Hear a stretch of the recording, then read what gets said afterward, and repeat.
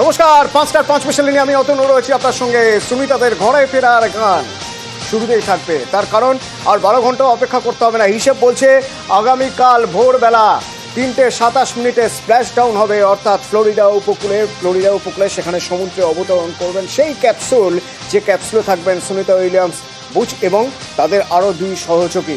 তো এই প্রক্রিয়া এখন এত দ্রুত হচ্ছে, এই প্রক্রিয়ার জন্য তর্স হয়েছে না সুনিতা উইলিয়ামসের, এবং তিনি যখন এই প্রক্রিয়া শুরু হচ্ছে, তাদের ফেরার পদ্ধতি শুরু হচ্ছে, তার ঠিক আগে সুনিতা উইলিয়ামস একটা ভিডিও বার্তা দিয়েছেন। তিনিও বলছেন তারও তর্স হয়েছে না, তিনি বলছেন তাকে ছেড়ে যেন কোনো প্ল্যান না করা হয়, তিনি আসছেন, খুব দ্রুতই আসছেন। শুনুন একবার। We're coming back before long, so don't make all those plans without me. We'll be back before too long. We're coming back before long, so don't make all those plans without me. We'll be back before too long. তাকে ছাড়া কোনো plan যেন না করা হয়, কারণ তিনি ফিরছেন। কিন্তু এই ফেরার প্রক্রিয়া অত সহজ নয়। 4টি ধাপ, শেষের 4টি ধাপ অত্যন্ত গুরুত্বপূর্ণ। সেই 4টি ধাপ কি, আমরা এক এক করে সেই ধাপগুলো দেখার চেষ্টা করেছি। আজ সকাল থেকে আমরা টানা আমাদের সঙ্গে ভূজ্যোতির্বিজ্ঞানীরা রয়েছেন এবং পদার্থবিজ্ঞানীরা রয়েছেন, তারা সবাই সকাল থেকে আমাদের দেখাচ্ছেন এই 4টি পদ্ধতি কি, যা সবচেয়ে গুরুত্বপূর্ণ 4টি ধাপ, শেষের 4টি ধাপ। কি ধাপ, এই 4টি ধাপ কি? প্রথমত হ্যাচ ক্লোজিং, অর্থাৎ স্পেসক্রাফটের হ্যাচ দরজা ঠিকমতো বন্ধ হয়েছে কিনা, লিক প্রুফ হয়েছে কিনা সেটা দেখে নেওয়া। এই কাজটা অনেকটা সময় ধরে করতে হয়। এবং এর পরের ধাপ আরও মারাত্মক, তা হলো এতদিন ধরে ইন্টারন্যাশনাল স্পেস স্টেশনের সঙ্গে যে স্পেস ক্রাফটটি ছিল, সেই স্পেস ক্রাফটটিকে ইন্টারন্যাশনাল স্পেস স্টেশন থেকে আলাদা করতে হবে, মহাকাশ কেন্দ্র থেকে স্পেস ক্রাফটটিকে বিচ্ছিন্ন করতে হবে। ধীরে ধীরে এই কাজ করা হয় আনডকিং, তারপর ডিঅরবিট বার্ন। যে ডিঅরবিট বার্ন আর কিছুক্ষণ পরেই হবে। আস্তে আস্তে পৃথিবীর কাছে চলে এসেছেন সুনিতা উইলিয়ামসরা। মহাকাশযানের কক্ষপথ থেকে বেরিয়ে পৃথিবীর বায়ুমণ্ডলে প্রবেশ করানোর সময় ইঞ্জিন বা রকেট বার্ন, সেটাই ডিঅরবিট বার্ন। এবং শেষে স্প্ল্যাশ ডাউন, যে কথা আপনাদের বললাম, যে মহাকাশযান বা ক্যাপসুল ভূ বায়ুমণ্ডলে প্রবেশের পর প্যারাশুটের মাধ্যমে জলে নামানো হয়। তো ডিঅরবিটিং বার্ন সেইটা সবচেয়ে মারাত্মক। তো তার আগে আপনাদের একবার দেখিয়ে রাখতে চাইবো যে আমরা সকাল থেকে লাইভ দেখাচ্ছি, সকাল 8টা থেকে লাইভ দেখাচ্ছি নাসা ওয়েবসাইটে কিভাবে এই 4টি গুরুত্বপূর্ণ ধাপ পার করা হচ্ছে। তার মধ্যে থেকে সবচেয়ে গুরুত্বপূর্ণ যে 4টি ধাপ, তার একটি হলো ডিটাচ করা, আনডকিং করা। সেই আনডকিংয়ের সময় ছবি আপনাদের একবার দেখিয়ে রাখতে চাইব।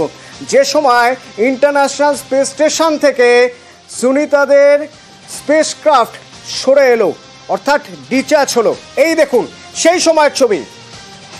যখন সুনিতাদের স্পেসক্রাফট ডিটাচ করা হলো, এই পদ্ধতি অনেকটা সময় ধরে হয়েছে। আস্তে আস্তে ইন্টারন্যাশনাল স্পেস স্টেশন থেকে এই স্পেসক্রাফট সরে যাচ্ছে, আর ততটাই কাছে চলে আসছে পৃথিবীর।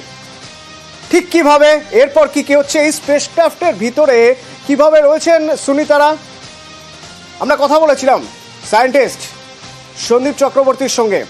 শুনুন, তিনি আমাদের দেখাচ্ছেন, ব্যাখ্যা করছেন কিভাবে কাজ হচ্ছে। এবার আজকে সকালবেলা 8:15 সময়তে ওরা ঘরে ফেরার পালা শুরু হয়েছে। প্রসেসটা শুরু করার আগে যেটা করতে হয়, যেহেতু বাইরে মহাশূন্য এবং ভেতরটা প্রেসারাইজড, আপনাকে হ্যাচটাকে ক্লোজ করতে হয়। শুধু একটা দরজা টেনে দিলে চলবে না, দরজার প্রত্যেকটা কর্নারে আপনাকে কেমিক্যাল টেস্ট করতে হবে, প্রেসার চেক করতে হবে যে ভেতরকার কোনো মলিকুল ওই দরজা দিয়ে বেরিয়ে যাচ্ছে কিনা। একটা মলিকুলে যেন বেরিয়ে না যায়, তাহলে কিন্তু আপনার মহাকাশযানের মধ্যে যারা বসে আছে আইএসএস এর, তারা কিন্তু বিপদগ্রস্ত হবে। ফলে সেই হ্যাচ ক্লোজিংটা একটা বড় একটা প্রসেস, প্রায় ঘন্টাখানেক লাগে। তেমনি আবার ক্রু 9 যেটা বেরিয়ে যাবে, তারও একটা হ্যাচ আছে, সেই হ্যাচটাকে ক্লোজ করতে হচ্ছে, যাতে ভেতরটা যখন প্রেসারাইজ করা হলো সেপারেটলি, সেটারটা প্রেসার যেন আবার মহাশূন্যে বেরিয়ে না যায়। এইটা একটা সেকেন্ড প্রসেস। থার্ড প্রসেস হলো যে এই ক্রু 9 আর আইএসএস এর মাঝখানে একটা বাফার জোন আছে, সেটা প্রেসারাইজড জোন করে রাখা হয়েছিল, ওটাকে ডিপ্রেসারাইজ করে দেওয়া হলো, যাতে করে ওটা বাস্ট না করে যায় হঠাৎ। কাজেই এই প্রসেসগুলো করতে আপনার 8:15 থেকে 10:15 এই 2 ঘন্টা সময় লেগেছে। ইতিমধ্যে সুনিতা উইলিয়ামস এবং তার বাকি 3 জন তারা ক্রু 9-এ ঢুকে পড়েছেন, এবং এটা হচ্ছে হারমোনি পোর্টেরই জেনিথ যেটা মডিউলটা আর কি, জেনিথের দিকে যেটা তাকিয়ে আছে। এবং সেইখানে গিয়ে সুনিতা উইলিয়ামসন নিজেদের স্পেস স্যুটগুলো পড়েছেন। আপনারা জানেন যে এই ক্রু 9টাই কিন্তু গিয়েছিল সেপ্টেম্বর মাসের 28 তারিখে। মাঝের দুটো সিটে দুটো অস্ট্রেলিয়ানরা গিয়েছিলেন, পাশের দুটো সিট কিন্তু খালি ছিল, একটা সুনিতা উইলিয়ামস আসবে বলে, একটা বুচ উইলমোর আসবে বলে। এই দুটো সিটকে তৈরি করা হয়েছিল ওনাদের শরীরের স্পেসিফিকেশন নির্ভর করে, কারণ স্পেস এক্সের এটাই বৈশিষ্ট্য, একদম প্রত্যেকটা চেয়ার কিন্তু আপনাদের অ্যাস্ট্রোনটের ফিগার অনুসারে তৈরি করতে হয়। এখান থেকে বেরিয়ে এসে যখন আলটিমেটলি প্রায় 17 ঘন্টা ধরে জিনিসটা অরবিটে ঘুরতে ঘুরতে আস্তে আস্তে হাইটটা নিচের দিকে নামতে শুরু করেছে, 100 কিলোমিটারের মধ্যে নেমে এসেছে, তখন ধরুন এইটা হচ্ছে একটা ক্রু মডিউল। এই ক্রু মডিউলটা আসলে এই যে ওনার ক্রু 9 যেটা দেখিয়েছিলাম তার ওপরে সাদা অংশটা, এইখানে কিন্তু সবাই বসে আছে। এই মডিউলটাই হচ্ছে এই মডিউলটার রাফলি সেম, ঠিক আছে? এটা একটা নাসার জিনিস, আর আসলে আজকে যেটাতে করে নামছে সেটা স্পেস এক্সের জিনিস।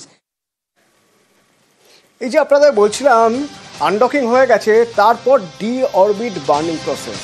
এই ডি অরবিট বার্নিং প্রসেস সবচেয়ে গুরুত্বপূর্ণ, তার কারণ আস্তে আস্তে পৃথিবীর মাধ্যাকর্ষণ শক্তির মধ্যে ফিরছে এই স্পেসক্রাফট, এবং তখন চারপাশটা জ্বলে যাচ্ছে, একের পর এক খোলস ছাড়ানো হচ্ছে। এই সময় আপনাদের মনে থাকবে আজ থেকে 19 বছর আগে ঠিক এই সময়ে একটি স্পেসক্রাফট দুর্ঘটনায় পড়ে এবং ভারতীয় বংশোদ্ভূত আর এক স্পেস শাটলার, তাকে আমরা হারিয়েছিলাম, আর এক মহাকাশচারী কল্পনা চাওলাকে হারিয়েছিলাম আমরা।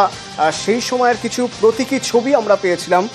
কলম্বিয়া ছিল সেই স্পেসক্রাফটের নাম। সেই কলম্বিয়া একেবারে ভেঙে চুরে পুড়ে ছাই হয়ে যায় এবং 17 জন ছিলেন, তাদের মধ্যে একজন ছিলেন কল্পনা চাওলা, মারা গিয়েছিলেন। সুতরাং এই শেষের 45 মিনিট খুব গুরুত্বপূর্ণ, যখন অরবিটের মধ্যে দিয়ে আসবেন এবং স্প্ল্যাশ ডাউন যখন হবে। তো এবারে কি হবে, প্রত্যেকে অনেক বেশি নজরে রেখেছে, অনেক বেশি সতর্ক থাকা হয়েছে। মনে রাখতে হবে কল্পনা চাওলার এই দুর্ঘটনা ঘটে যাওয়ার পর 2 বছর নাসা কোনো মহাকাশ কোনো স্পেস প্রজেক্ট করেইনি, এবং তারপর এই প্রজেক্ট, এবং যদি বলতে হয় সুনিতা উইলিয়ামসের কথা, অত্যন্ত দক্ষ একজন নভোশ্চর সুনিতা উইলিয়ামস। এর আগে তিনি ঘুরে এসেছেন মহাকাশে, একটা বড় রেকর্ড করে ফেলেছেন ইতিমধ্যে স্পেস ওয়াকে। এক নজরে দেখে যাওয়া যাক সুনিতা উইলিয়ামসের জন্ম আমেরিকার ইউক্লিড ওহিওতে 19 সেপ্টেম্বর 1965। সুনিতা উইলিয়ামস তার বাবা গুজরাটের মানুষ, দীপক পান্ডিয়া। ঝুলাসান থেকে মেডিকেল ইন্টার্নশিপ করতে আমেরিকায় গিয়েছিলেন, বর্তমানে সেখানে নিউরো অ্যানাটমিস্ট দীপক পান্ডিয়া। আর সুনিতা উইলিয়ামসের মা তিনি একজন স্লোভান আমেরিকান, উর্সুলিন বনি। দাদা আছেন এক জে থমাস, বোন আছেন দিনা আনন্দ, এবং স্বামী মিচেল জে উইলিয়ামস তার সঙ্গে একসময় আর্মিতে হেলিকপ্টার চালাতেন। তিনি একজন দক্ষ পাইলট। স্কুলিং নিধাম হাই স্কুল ম্যাসাচুসেটসের, এবং তারপর উচ্চশিক্ষা ইউএস নেভাল একাডেমি থেকে পদার্থবিদ্যায় স্নাতক হন প্রথমে, এবং তারপর masters Florida institute of technology থেকে ইঞ্জিনিয়ারিং ম্যানেজমেন্টে মাস্টার্স ডিগ্রি। তারপর এবার তিনি আর্মিতে। মিলিটারি কর্মজীবন কেমন ছিল সুনিতার? নেভাল অপারেটর হিসেবে কাজ করেছেন, হেলিকপ্টার কম্ব্যাট সাপোর্টে কাজ করেছেন, 30 ধরনের এয়ারক্রাফটে মোট 300 ঘন্টা উড়ানের অভিজ্ঞতা রয়েছে সুনিতার। এরপর তিনি নাসায় প্রথম মহাকাশ অভিযান করেন 9 ডিসেম্বর 2006 থেকে 22 জুন 2007। ফ্লাইট ইঞ্জিনিয়ার হিসেবে ছিলেন এবং প্রথম নভোশ্চর হিসেবে অনেকটা স্পেস ওয়াক করেছিলেন। তারপর 14 জুলাই 2012 থেকে 18 নভেম্বর 2012 রিসার্চার হিসেবে গিয়েছিলেন সেবার তিনি, এবং তারপর 5 জুন 2024 পাইলট হিসেবে গিয়েছিলেন এবং মহাকাশযানের যান্ত্রিক ত্রুটিতে আন্তর্জাতিক স্পেস স্টেশনে আটকে পড়েন। 9 মাস পরে তিনি ফিরছেন। কিন্তু সুনিতা উইলিয়ামস সবচেয়ে বেশি দিন কি স্পেসে কাটিয়েছেন? না, ইন্টারন্যাশনাল স্পেস স্টেশনে সবচেয়ে বেশি দিন কাটিয়েছেন কে? এক ঝলক তাকেও দেখে নেওয়া যাক। 2023 সালে আমেরিকান নভোশ্চর ফ্র্যাঙ্ক রুবিওর 371 দিন ইন্টারন্যাশনাল স্পেস স্টেশনে কাটান।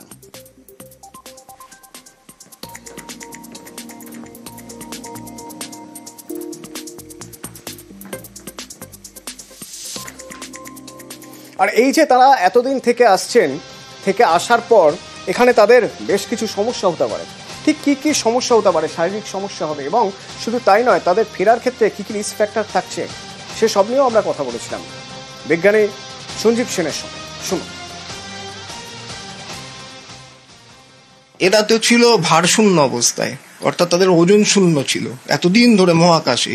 এবার যত পৃথিবীর দিকে এগাবে তত কিন্তু এরা প্রচন্ড ওজন অনুভব করবে। এটা কিন্তু এদের শরীরের পক্ষে ভীষণ অস্বস্তিকর ব্যাপার। ক্রু 9 ক্যাপসুলে করে নামছে, তাদের কিন্তু এই ওজনটা অনেক বেশি ফিল করে। যখন ওজন শূন্য অবস্থায় থাকি এই হাড়গুলোর আর কোনো ফাংশনিং থাকে না, ফলে কি হয়, হাড়ের ডেন্সিটিটা কমতে থাকে, তাহলে হাড়টাকে ভঙ্গুর হয়ে গেল। এক্ষেত্রে কিন্তু এই ভঙ্গুরতাটা অনেক বেশি হবে। আমি দৌড়াতে গেলেও মাসেলের পাওয়া দরকার হয়, হাঁটলেও মাসেলের পাওয়া দরকার। এখানে মাসেলগুলো কিন্তু কোনো কাজই করছে না, ফলে মাসেলগুলো আস্তে আস্তে দুর্বল হতে থাকে। রক্ত চলাচলের কিন্তু প্রচন্ড প্রবলেম তৈরি হয়, এবং হার্টের যে পাম্পিং, সেই পাম্পিংটাও কিন্তু অন্যরকম হয়ে যায়। মানে যেরকম নর্মালি পৃথিবীর বুকে থাকলে হার্ট পাম্পিং করে যেভাবে সারা দেহে রক্ত চলাচল করে, সেই ব্যাপারটার প্রবলেম থাকবে। চোখের সমস্যা হতে পারে, লাংয়ের সমস্যা হতে পারে। দৈনন্দিন জীবনযাপনের আগের মতো ফেরা কতটা হবে এবং কত দিনে হবে সেটা কিন্তু এখন সময়ই বলবে। ব্রেনে ফ্লুইড জমারও ব্যাপার হতে পারে, সেক্ষেত্রে সেই ফ্লুইডগুলোকে বার করার ব্যাপার আসতে পারে।